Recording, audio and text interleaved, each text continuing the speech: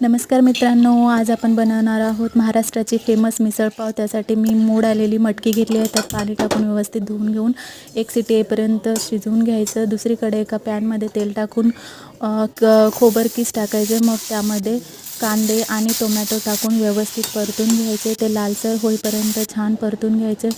त्यात थोडेसे लसणाचे पाकळ्या टाकून एका भांड्यामध्ये काढून घ्यायचं। त्याची व्यवस्थित पेस्ट बनवून घ्यायची। दुसरीकडे एका कढईमध्ये तेल टाकून त्यात जिरे मोहरी टाकून घ्यायची। वरतून 2 लाल मिरच्या आणि थोडेसे लसूण टाकून व्यवस्थित परतून घ्यायचे। कढीपत्ता टाकून बाकीची पेस्ट टाकून घ्यायची। त्यात लाल तिखट हळद मीठ आणि मसाला टाकून घ्यायचा। मिसळपावचा मसाला आहे, माझ्याकडे नाही टाकला तरी चालेल। वरून मटकी उकळलेली मटकी टाकून घ्यायची। वरतून थोडी कोथिंबीर टाकायची। दुसरीकडे पाव शेकून घ्यायचे। मग वरतून थोडंसं शेव कांदा आणि कोथिंबीर टाकून गार्निश करायची। चला तर मग तयार आहे